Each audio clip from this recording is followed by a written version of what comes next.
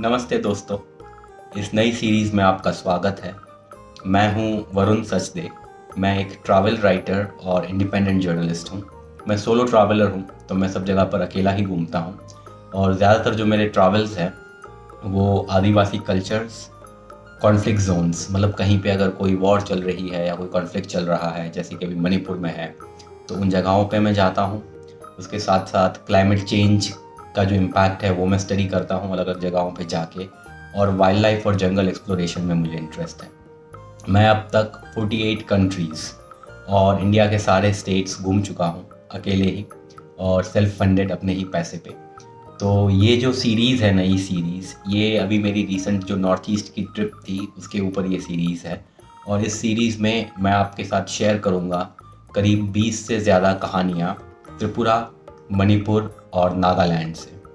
इन कहानियों में हम देखेंगे कि त्रिपुरा में 70 साल में आई सबसे ख़राब बाढ़ या सबसे बड़ी बाढ़ का असर क्या हुआ लोगों पे। साथ साथ हम वहाँ के देव बर्मा आदिवासी कल्चर से मिलेंगे और एक्सप्लोर करेंगे इस कल्चर को। फिर जो ब्रू रियांग आदिवासी ग्रुप है उनके साथ मिज़ोरम में क्या घटना घटी, उसके बारे में भी हम बात करेंगे। मणिपुर कॉन्फ्लिक्ट पे जो ग्राउंड रियलिटी है, जो सब कुछ वहाँ चल रहा है, वो मैं आपके साथ शेयर करूँगा। साथ साथ नागालैंड के हम कुछ जंगल्स और कल्चर्स भी एक्सप्लोर करेंगे। तो उम्मीद है कि आपको ये सीरीज़ और ये वीडियोस पसंद आएंगे, और जितना हो सकता है उतना आप मुझे सपोर्ट कीजिए, सब्सक्राइब कीजिए और मेरे वीडियोस शेयर कीजिए, क्योंकि मैं थोड़ा नया हूँ यूट्यूब को लेकर। तो इसीलिए मैं खुद एक्सपेरिमेंट कर रहा हूँ, मैं खुद कोशिश कर रहा हूँ कि क्या आप लोगों तक, कैसे इन कहानियों को आप लोगों तक पहुँचाया जाए। तो मेरे वीडियोस देखकर जो भी आपकी राय है वो भी आप कमेंट्स में शेयर कीजिए, जिससे मुझे वीडियोस और बेहतर करने में मदद होगी। तो खूब खूब धन्यवाद। और इस सीरीज़ की हम शुरुआत करेंगे त्रिपुरा से। पानी में डूबा Tripura. Train number 16302 will arrive shortly on platform number 2.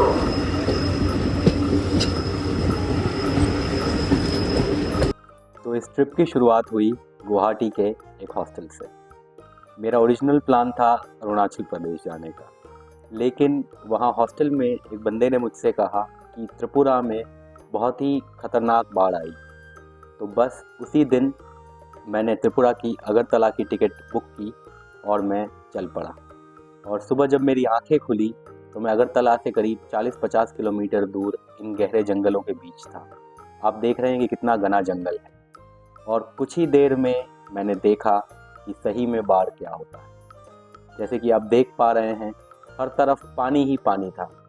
घर के आसपास पानी और रास्तों पर भी पानी, मतलब जहाँ तक नज़र जा रही थी ट्रेन से वहाँ हर तरफ पानी था। और इतना पानी मैंने तो अपनी ज़िंदगी में कभी नहीं देखा था। और सबसे अजीबोगरीब बात ये थी कि ये जो बरसात आई, 48 आवर्स 48 घंटे की जो बरसात जिसने हर तरफ कहर ढाया, उसके 4 दिन पहले ही त्रिपुरा की कुछ औरतें त्रिपुरा सुंदरी, जो कि एक शक्ति पीठ है, त्रिपुरा सुंदरी के मंदिर गई थी।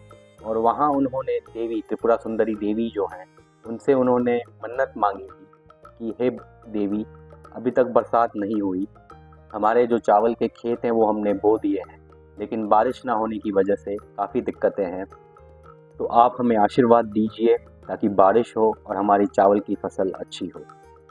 और फिर जो बारिश हुई, वो बारिश, जब तक मैं त्रिपुरा पहुंचा तब तक मुझे लोगों ने बताया कि 1984 के बाद ये सबसे ख़तरनाक बारिश थी। और इस बारिश में जो नुकसान हुआ वही देखने के लिए मैं अगरतला की ओर बढ़ रहा था। पर उसके पहले के दृश्य आप देख सकते हैं। लेकिन अजीबोगरीब बात यह है कि बारिश का ना होना, इन औरतों का जाकर वहाँ पर माता से मन्नत मांगना या उनसे एक विश करना और फिर ऐसी बारिश होना। पर हम इंडियंस जो हैं, हम बहुत ही रेजिलिएंट लोग हैं, काफ़ी स्ट्रॉन्ग हैं हम। तो आप देख रहे हैं कि यहाँ पर काफ़ी लोगों की जो चावल थे जो उन्होंने स्टोर करके रखे थे वो भी ये पानी में बह गए।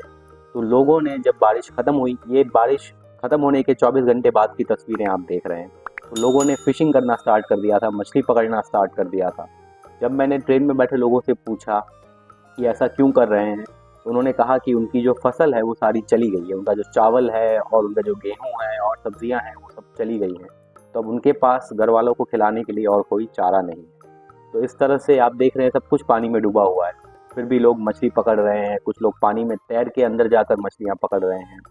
तो ये सब देख के मैं काफ़ी शॉक हो गया, क्योंकि ये जो तस्वीरें आप देख रहे हैं ये अगरतला से करीब 20 किलोमीटर दूर की तस्वीरें हैं। तो आप सोचिए त्रिपुरा की राजधानी से 20 किलोमीटर दूर ये हाल था। और जब मैं अगरतला पहुंचा तो ये देखिए मैंने क्या देखा। अगरतला में भी हर तरफ पानी था। ये जो सड़क आप देख रहे हैं ये सड़क जाती है उजयंता पैलेस, जो उसका सबसे मेन पैलेस और टूरिस्ट अट्रैक्शन है।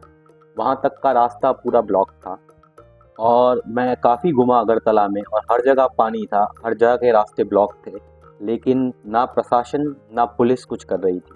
लोग अपने आप से ही जुगाड़ करके रास्ता बना रहे थे और कई सारे अपार्टमेंट्स, कई सारे ऐसे घर थे जहाँ तक पहुँचने का कोई रास्ता ही नहीं था। तो आप देख रहे हैं यहाँ पर भी कैसे ये भैया इतनी मेहनत करके किसी को एक जगह से दूसरी जगह पहुँचा रहे हैं। और वहाँ से थोड़ा ही आगे मैंने ये दृश्य देखा। आप देख रहे हैं इन्होंने थर्मोकॉल की 3 शीट बनाई है और ये फिर अपने घर जाने की कोशिश कर रहे हैं। तो यहाँ पर भी कुछ पुलिस वाले थे, पर वो कोई मदद नहीं कर रहे थे, कुछ नहीं कर रहे थे। तो लोग अपने आप ही रास्ता बना रहे थे। तो जैसे कि मैंने कहा कि हम इंडियंस काफ़ी रेजिलिएंट होते हैं, काफ़ी स्ट्रांग होते हैं, हार नहीं मानते, चाहे कैसी भी परिस्थिति हो, हम अपना रास्ता खुद बनाते हैं। तो यही हाल था पूरे अगरतला का। अब मेरा जो गोल था वो था अगरतला से 3 घंटे नीचे, मतलब साउथ त्रिपुरा जाना, जहाँ पे बाढ़ ने सबसे ज़्यादा नुकसान पहुँचाया था।